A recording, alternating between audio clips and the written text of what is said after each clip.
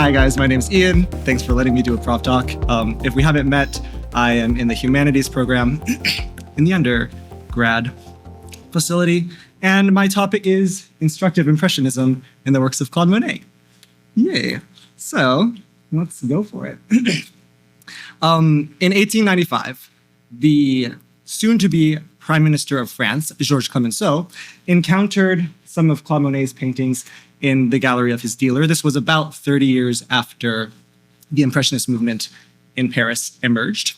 Very shortly after encountering these paintings, Clemenceau wrote a letter to the then president of the French Republic, who was a French man with a French name that I can't pronounce very well, but Félix Faure, I believe. And Clemenceau essentially begged Faure to purchase these paintings for the nation of France. He thought that if you bought all these paintings and brought them together into the same space, which hadn't been done yet, you would encounter, quote, the ultimate perfection of art never before achieved. His letter to the president ended with a little bit of a threat. He said, quote, know that history will remember these paintings, and if you have the legitimate ambition of living in the memory of men, hang on to Claude Monet's shirt tails. I had never heard of the president until I read this quote, so it kind of was true. But not everybody has the same vulnerability to Monet's paintings as Clemenceau did. I kind of do, which is why I'm talking about it. In another part of the letter, Clemenceau writes, the marvel in Monet's sensation is to see the stone vibrate, and to give it to us vibrating, bathed in luminous waves that collide in splashing sparks. The phenomenon of Monet was, in Clemenceau's words, to see the stone living. It was no longer painting as immutable as death. Now even stone lives, was what Clemenceau said. And I think I do share some of Clemenceau's feelings that there's something very tightly packed and sort of kinetic and vibrating about Monet's work. Sometimes they feel like there's so much energy packed into them, to me, that if you took a needle and sort of punctured the canvas, it might explode, which is a fun thought. And I think that's what makes them so inviting and so transportive. So what I want to do today is talk a little bit about the general ways that Monet approaches painting and his Impressionism. I know that this text is very, very small. I see Julie straining her eyes. I made this PowerPoint very late at night or early in the morning, depending on your perspective, and I apologize for the smallness of the font. It says, Monet's Impressionism, Color and Time. So we're going to talk about the specificity that Monet uses in the colors that he presents and in the time that he presents. And then I want to talk a little bit about how Monet's painting has been instructive in my life as well, which it has been. So, first, the color. There's a gentleman named Theodore Duret, who was the first historian of Impressionism, and he talks a bit about the way that the Impressionists portrayed color on the canvas, and they tried to be very specific in the way that they translated what they were seeing onto the canvas. They tried not to interpret the colors at all, but sort of put them all just as they encountered them. But they didn't come up with that themselves. It was actually the emergence of Japanese prints in Paris during the 1860s, 1870s, that inspired them to do so. So he talks about the Japanese in this way. He says, it required the presence of Japanese prints for one of us to dare to sit by the edge of the river and juxtapose a bright red roof and a white fence and a green poplar and a yellow road and blue water on a canvas. Before Japan, this was impossible. The painter always lied. So before the Japanese prints emerged, there was a tendency of European artists to take the colors that they were seeing and sort of harmonize them into a more digestible palette. The Japanese came along and kind of showed them that there was a lot of merit in letting the colors fall onto the canvas a little bit more uncooked, just exactly how they were perceived. So Monet took this inspiration and he kind of ran with it. He also was enabled by some developing technology like synthetic dyes, which were becoming more available and more affordable. So he was able to adopt this habit of precision in terms of color. And his colors became sort of audacious. I don't think they translate completely well onto the projection, but in reality, they became sort of audacious and I think very true and very beautiful feeling.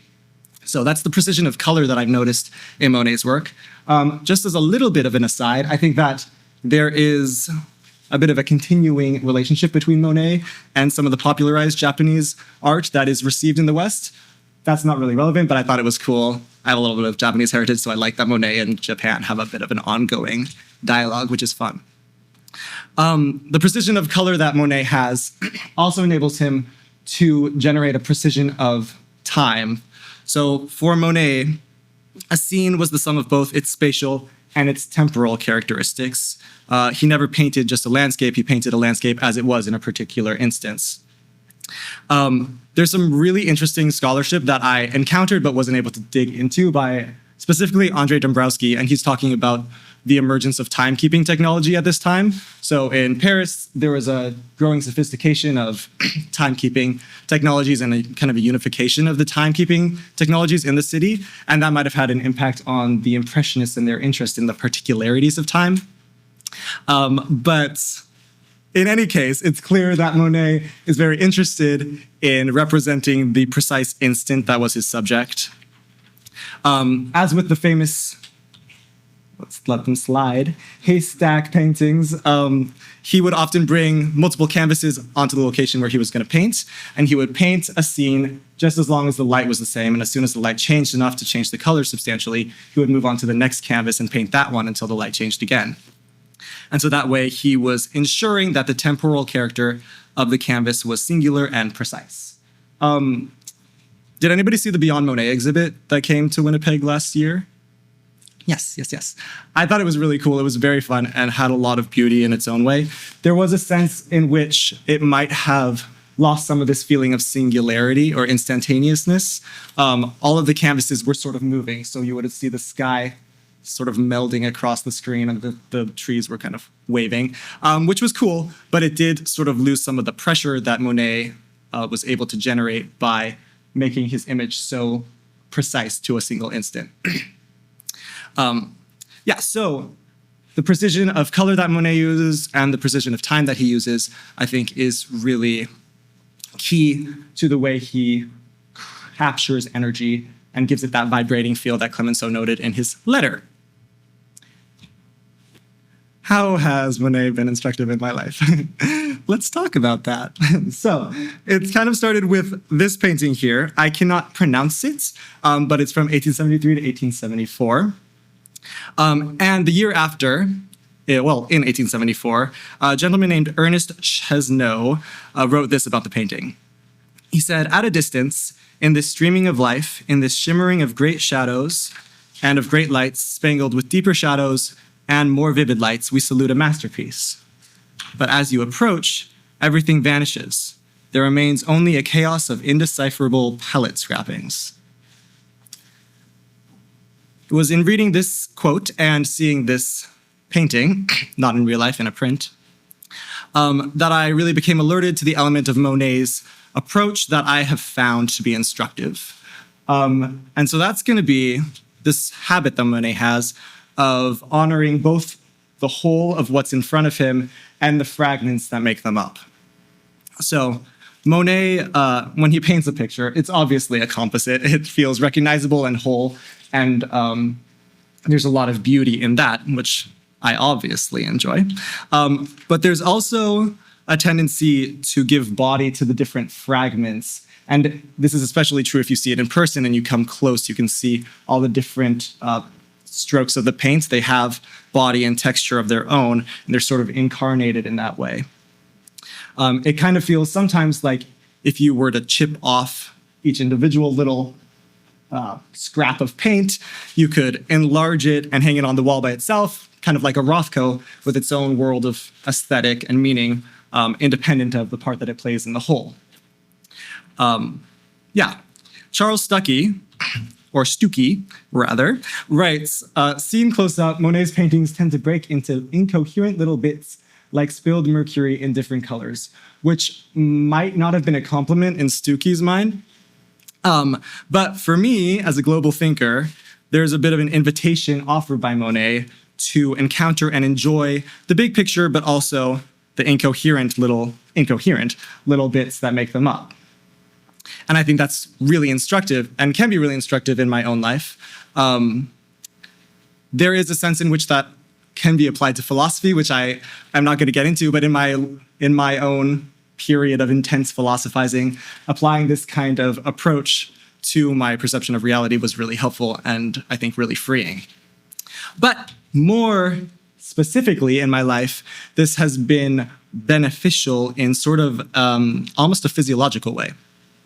So, a couple of years ago at Providence, I had a little bout of PTSD. And this painting and the perspectives that Monet brought sort of offered me a conceptual framework for how I navigated that. If any of you have had PTSD or have been in similar experiences of extreme anxiety, you can know the feeling that to encounter the big picture or all of what is around you, either conceptually or physiologically, can just be too much to encounter. During that time in my life, things like conceptualizing the whole week or being aware of the whole room that I was in was a little bit too much to handle, and it was a little bit paralyzing, literally. So my therapist would offer me tools like the classic finding 5 things that I could see around me. Angel will recognize that. And then focusing on those tiny little patches of reality for as long as it felt safe. And so I would find myself, for example, looking at a little glint of light on the tile in the bathroom for maybe 15 or 20 minutes. And I remember thinking that this felt very foreign to me as a very broad-minded person. And then I remember very clearly remembering this painting and the quote that Chesneau offered and sort of reconceptualizing the whole process so that when I was staring at a little fragment of light on the wall for about 20 minutes, I felt like I was following the tradition of Monet and following his impulse, and that really helped me to frame the whole practice in my mind in a really helpful way. So, essentially, Monet has a very beautiful approach to Impressionism. I think he generates a lot of energy and vibration in the canvas through precision of color and through precision of the time that he represents. And if you feel inclined to spend a lot of time with him because of that, which I did, there are a lot of things that you can learn potentially. One being the way that he approaches reality in terms of honoring both the fragments and the whole that make them up. Yeah, thank you.